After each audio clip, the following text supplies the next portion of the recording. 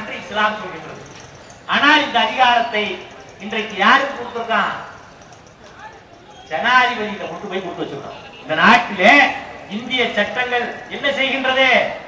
சட்டங்களை கொண்டு போய் மன்னிக்கிற அதிகாரத்தை ஆக அன்புக்குரிய சகோதரர்களே, இஸ்லாமிய சட்டங்கள் என்பது பாதிக்கப்பட்டவன் மனநிலையிலே இருந்து, பாதிக்கப்பட்டவனுடைய குடும்பம் இருக்கின்ற மனநிலையிலே இருந்து, பாதிக்கப்பட்டவன் என்ன தீர்ப்பு கொடுத்தால் திருப்தி இருவானோ அந்த தீர்ப்பின் அடிப்படையிலே தான் இஸ்லாம் என்னங்களே பார்க்கின்றது.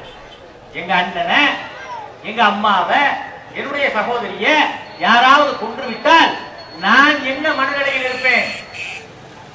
நான் என்ன உணர்வுகளிலே இருப்பேன்? வெட்டிட மாட்டோமா? நம்ம வீட்டுல ஒருத்தனை கொண்டுட்டா, நம்ம உயிருக்கு உயிரான சகோதரனையோ சகோதரியையோ ஒருத்தர் கொன்று விட்டால் அவர்களை நாம் என்ன செய்வோம்? ஒவ்வொருத்தருடைய மனநிலை என்ன செய்யும்? அந்த காவல்துறை அதிகாரி எதற்காக வேணுக்குள்ள துப்பாக்கி எடுத்த அந்த கைதியை சுட்டார்? தன்னுடைய தாயினுடைய உயிர் அவருக்கு பெரிது. அப்ப அந்த மனநிலையிலே இருந்துதான் இஸ்லாம் சட்டங்களை ஆராய்ச்சி. அப்படி ஆராய்ந்துதான் என்னங்கிறாங்க? கொலைக்கு கொலைதான் தீர்வு. பாதிக்கப்பட்டவனுடைய குடும்பம் மன்னித்து ஈட்டு தொகை வாங்கி கொண்டால் அதை என்னங்களா பரவாயில்ல அப்படின்னு சொல்லி இஸ்லாம் சொல்லுது. ஆனால் இந்த அதிகாரத்தை, இந்த மன்னிக்கின்ற அதிகாரத்தை இந்திய சட்டம் யாரிடத்திலே கொடுத்திருக்கிறது? நீதிமன்றத்திலே ஒருத்தன் எனக்கு தூக்கு தண்டனை கன்ஃபார்ம் ஆயிடுச்சுன்னு வைங்க, அவர் என்னங்களா உச்ச நீதிமன்றத்திலே அப்பீல் செய்யலாம். உச்ச நீதிமன்றத்திலே அப்பீல் செய்யலாம். மேஜிஸ்ட்ரேட் கோர்ட்ல இருந்து உயர் நீதிமன்றத்திலே அவர் அப்பீல் செய்யலாம். உயர் நீதிமன்றத்திலே நீதிபதி நினைச்சார்னா அவர் என்னங்களாம் தூக்கு தண்டனையை ஆயுள் தண்டனையா குறைக்கலாம். என்னுடைய குடும்பத்திலே ஒருவனுடைய உயிரை எடுத்தவனுக்கு நீதிபதி என்னமாறா ஆயுள் கூட அரசாங்க சோறு போட சொல்லி தீர்ப்பு கொடுப்பாராம். என்னுடைய குடும்பத்திலே ஒருவர் இறந்து விட்டார் என்றால் அவரை என்னங்களாமா ஹைகோர்ட் ஜட்ஜ் வந்து அதை உறுதி பண்ணிட்டாருன்னு வைங்க, தூக்க சுப்ரீம் கோர்ட் ஜட்ஜ் என்னங்களா இந்த தூக்கு தண்டனையை நிறுத்தி வைக்கலாம் அல்லது ரத்து செய்யலாம். சரி, சுப்ரீம் கோர்ட் ஜட்ஜ் கொடுத்துட்டாரு, அதற்கு மேல என்ன செய்யலாம் அப்படின்னு பார்க்கும்போது இந்திய அரசியல் சாசன சட்டம் ஒரு விதிமுறை வைத்திருக்கிறது. என்னது? ஜனாதிபதியினுடைய கருணை மனு. ஒருத்தர் என்னங்களா தூக்கு தண்டனை பெற்றவரே ஜனாதிபதியிட்ட என்னுடைய கருணை அடிப்படையில என்னை மன்னித்து விடுங்கள் என்று கருணை மனு போடலாம். ஜனாதிபதி என்னங்களா அவரை விடுவிச்சிடலாம். அப்ப ஜனாதிபதியினுடைய குடும்பத்திலே ஒருவர் கொல்லப்பட்டிருந்தால் ஜனாதிபதி இந்த முடிவெடுப்பாரா? ஏன் குடும்பத்துல ஏன் அண்ணனை கொண்டவனை கொண்டு போய் முடிவெடுக்கிறதுக்கு யார்கிட்ட கொடுக்குது? இந்திய அரசியல் சட்டம் ஜனாதிபதி கிட்ட கொடுக்குது. ஆனா இஸ்லாமிய அரசியல் சட்டம் யார் பாதிக்கப்பட்டானோ அவனிடத்திலே கொடுக்குது. இந்திய அரசியல் சட்டம் ஜனாதிபதிக்கு கொடுக்கிற அந்தஸ்த இஸ்லாமிய சட்டம் என்னது? ஒரு பாதிக்கப்பட்ட சாதாரண குடிமகனிடத்திலே கொடுக்குது. அப்ப இது சிறந்ததா அது சிறந்ததா? நீங்க சிந்திச்சு பார்க்கணும். ஆக இந்திய அரசியல் சட்டம் என்பது மாற்றங்களுக்கு உட்பட்டது. இஸ்லாமிய சட்டங்கள் என்பது மாற்றங்கள் தேவையில்லாதது, இறைவனால் எழுதப்பட்டது என்பதை நாம் இதன் மூலம் உணர்ந்து கொள்ளலாம். அடுத்ததாக என்னது? விபச்சாரம். இந்த விபச்சாரத்தை பொறுத்தவரையில என்ன திருமறை சொல்லுது? லா தக்ரபுஸ்தினா, விபச்சாரத்தின் அருகில் கூட நீங்கள் நெருங்காதீர்கள் என்று திருமறை குர்ஆன் சட்டம் சொல்கின்றது. ஆனால் இந்திய அரசியல் சாசனத்தில் அதனுடைய விபச்சாரத்துக்கான சட்டம் என்ன தெரியுமா? விபச்சாரத்துக்கான ஒருவர் ஒரு பெண்ணும் ஒரு ஆணும் விபச்சாரம் செய்தால் இந்திய அரசியல் சட்டம் தண்டனை எப்படி கொடுக்குது? பெண்ணுக்கு மட்டும்தான் தண்டனை. விபச்சார வழக்கிலே காவல்துறை அதிகாரிகள் என்ன போடுவாங்க தெரியுமா? ஆம்பளைய சாட்சியா போடுவாங்க. எப்படி? நீங்க விபச்சார வழக்கு அப்படின்னு நீங்க கோர்ட்ல பேப்பர்ல எடுத்து பாத்தீங்கன்னா என்ன போட்டிருப்பாங்க? ஒரு பெண் பஸ் ஸ்டாண்டில நின்று கொண்டு மற்ற ஆண்களை அழைத்தால், விபச்சாரத்துக்கு அந்த பெண் என்னடாராம் பஸ் ஸ்டாண்ட்ல இருந்து மற்ற பெண்கள் ஆண்களை அழைத்தால் அதற்கு யார் சாட்சி? இந்த விபச்சாரம் பண்ண ஒரு சாட்சி. விபச்சாரம் பண்ணும் போது குடிச்சங்க எழுத முடியாது. விபச்சாரத்துக்கு அழைத்தால் ஆணுக்கு தண்டனை இல்லை. விபச்சாரம் செய்கின்ற பெண்ணுக்கு தான் இந்திய சட்டப்படி தண்டனையே தவிர ஆணுக்கு தண்டனை இல்லை என்கின்ற அளவிலேதான் இந்த நாட்டிலே சட்டம் என்ன 2 பேருக்கு ஒண்ணுதானே? ஆணும் விபச்சாரம் செஞ்சா பெண்ணும் விபச்சாரம் செஞ்சா இருவருக்கு தானங்க தண்டனை கொடுக்கணும். அது என்ன பெண்ணுக்கு மட்டும் தண்டனை? ஆனா இஸ்லாமிய சட்டம் சொல்கின்றது இருவரையும் நிறுத்தி வைத்து 80 கசையடிகள் கொடுக்க வேண்டும் என்று இஸ்லாமிய சட்டம். அதுவும் என்ன செய்யணுமா? உங்களிலே ஒரு கூட்டம் அதை பார்த்து கொண்டிருக்கட்டும். எதுக்கு? அந்த கசையடி கொடுக்கிறத அந்த கல்லால் எறிந்து கொள்கிற 2 சட்டம். திருமணமான ஆணும் பெண்ணும் விபச்சாரம் செய்தால் கல்லெறிந்து கொள்ளப்பட வேண்டும். திருமணம் ஆகாமல் விபச்சாரம் செய்தால் கசையடி கொடுக்கப்பட வேண்டும். இது இஸ்லாமிய சட்டம். நடு ரோட்ல நிப்பாட்டி வச்சு விபச்சாரம் செய்தவனை கசையடி கொடுத்தால் ஒரு வெள்ளிக்கிழமை தொழுகைக்கு பிறகு அவர்களை முச்சந்தியிலே நிறுத்தி வைத்து கல்லால் எறிந்து கொன்றால் இந்த நாட்டிலே விபச்சாரம் நடக்குமா? இந்த நாட்டில எங்கேயாவது விபச்சார விடுதிகள் இருக்குமா? ஒரு நாட்டில் ஒரு ஸ்டேட்டை நடத்துறாங்க. கல்கத்தாவுல ஒரு ஏரியாவை வச்சு நடத்துறான். சட்டப்பூர்வம் சட்டம் எவ்வளவு மாறுபடுவாங்க. கல்கத்தாவில் விபச்சாரம் செஞ்சா தப்பு இல்ல, தமிழ்நாட்டில் விபச்சாரம் செஞ்சா தப்பு. இவருடைய சட்டம் பாருங்க. சட்டம் இந்த நாட்டில் இந்திய அரசியல் சட்டம் என்பது கேலி கூட்டாக இல்லையா?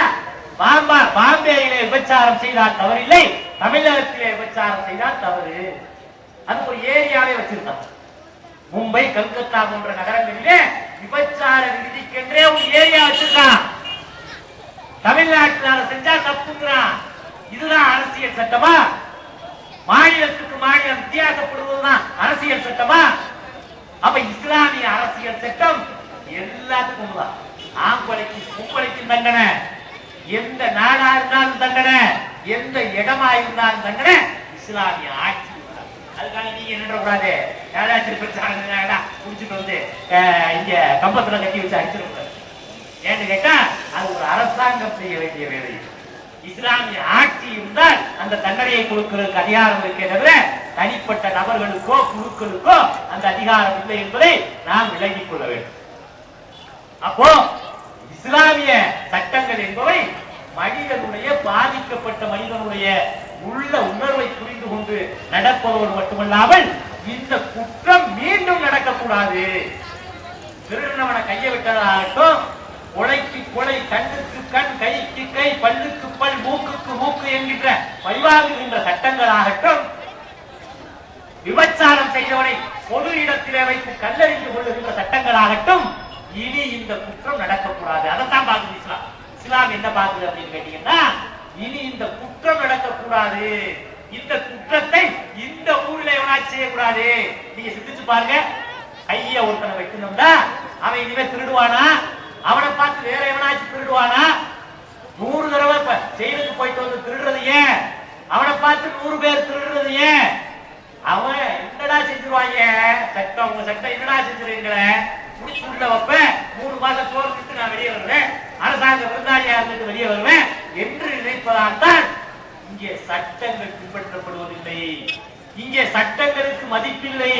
ஆனால் இஸ்லாமிய அரசியல் சட்டப்படி திருடுன உடனே கைய வெட்டுனா எவனாச்சும் இந்த ஊர்ல திருடுவானா? வாணியம்பாடியில திருடுவானா? ஆம்பூர்ல திருடுவானா? எங்க போனாலும் தெரியும் கை வெட்டுப்பட்டவன். அது மட்டுமல்ல, அவனை பார்த்து மற்றவர்களும் பயப்படும். அது மட்டுமல்ல, இப்ப விபச்சாரம் செய்கின்றவனை இந்த இடத்துல உச்சந்தில இந்த கம்பத்துல கட்டி வச்சு நீங்க கல்லால எரிஞ்சு கொண்டீங்கன்னா இந்த நாட்டில விபச்சாரம் இருக்குமா? தன்னை எடுத்து ஏற எடுத்து எவனாச்சும் பாப்பானா? பக்கத்து வீட்டு பொண்ணு சைட் அடிப்பானா? காலேஜ் வாசல்ல இருந்து இதை பண்ணுவானா? ஈவ் டீசிங் பண்ணுவானா? அப்ப சட்டங்கள் கடுமையாக இருந்தால்தான் குற்றவாளிகள் திருந்துவார்கள் என்கின்ற அடிப்படையில இஸ்லாமிய சட்டம் சொல்லுது. கொலைக்கு அப்படித்தான். ஒருத்தனை கொலை பண்ணிடுறான், அவனை நின்றுறாங்க. அரசாங்க செலவுல சோறு போடுறதுனால அவன் அடுத்த கொலை பண்றான். 32 கொலை செய்திருக்கிறார் ஒருத்த மேல. முதல் கொலை செய்யும் போது அவனை பிடிச்சி தூக்குல போட்டிருந்தா அடுத்த கொலை செய்வானா? மிச்சம் 31 உயிர்களை காப்பாற்றி இருக்கலாமே. அப்ப ஏன் செய்யவில்லை?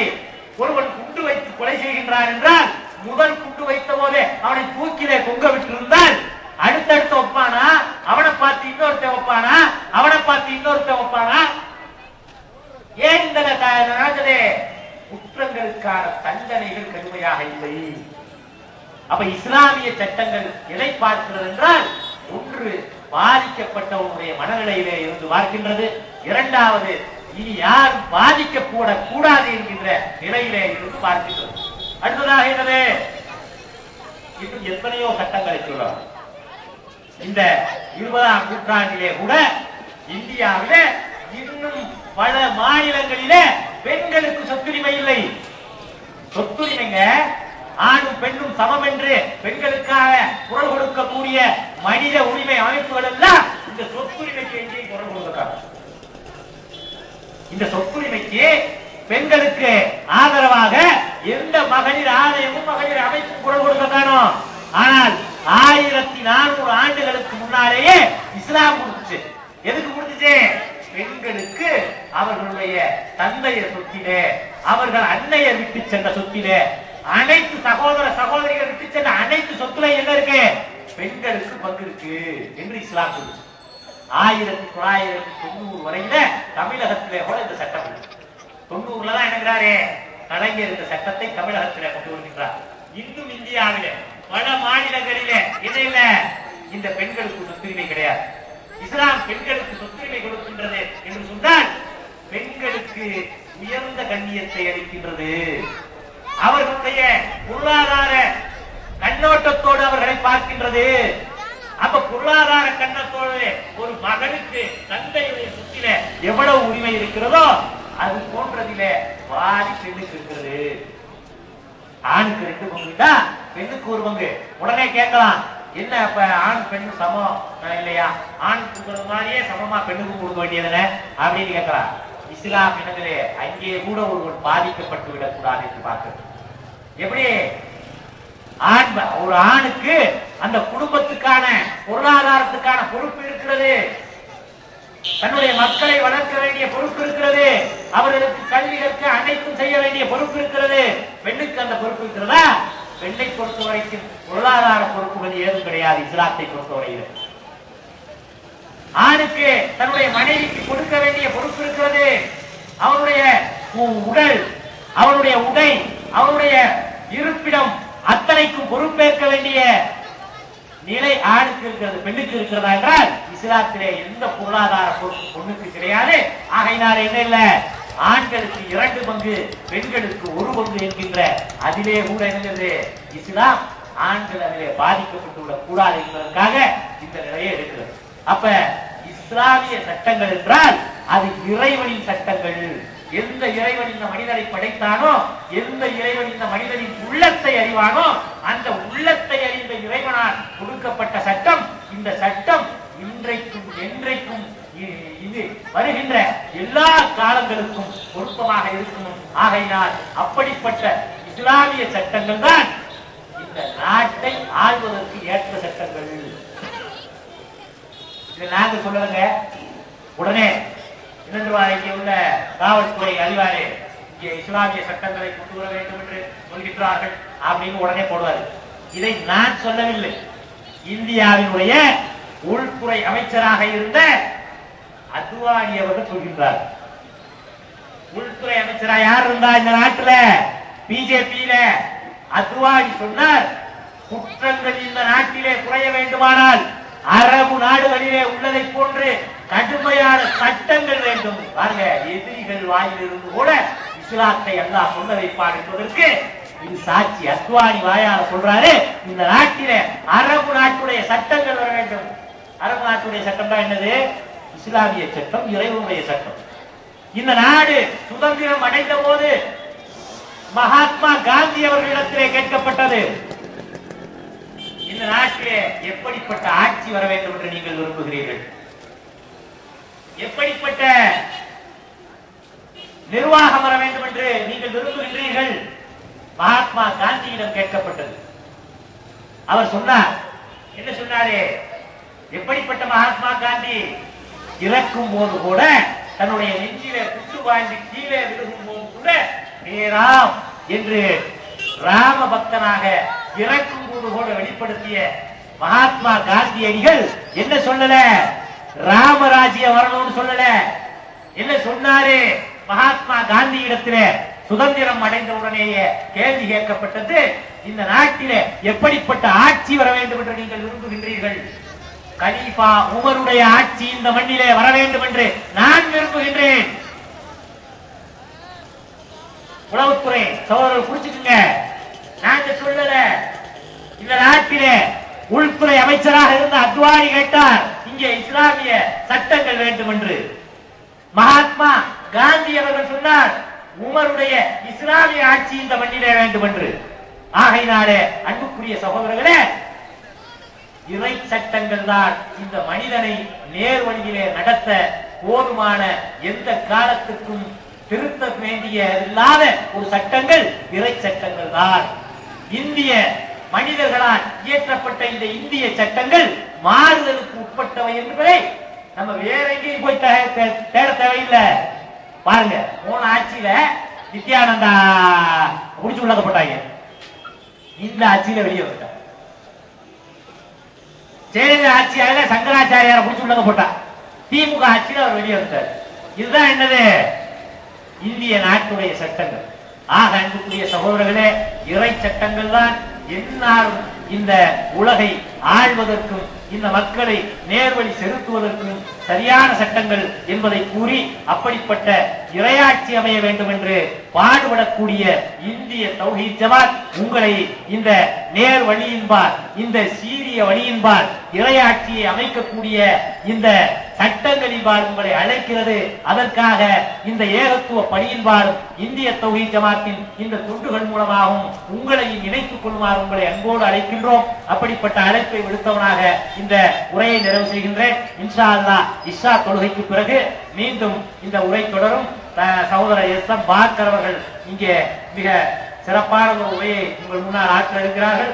ஆகையினால் நீங்கள் தொழுகைக்கு பிறகு மீண்டும் வந்து இந்த உரையினை கேட்டு பயன்பெறுமாறு உங்களை அன்போடு கேட்டுக்கொண்டு விடைபெறுகின்றேன். அல்ஹம்துலில்லாஹி ரப்பில் ஆலமீன். அஸ்ஸலாமு அலைக்கும் வரஹ்மத்துல்லாஹி வபரகாத்துஹு.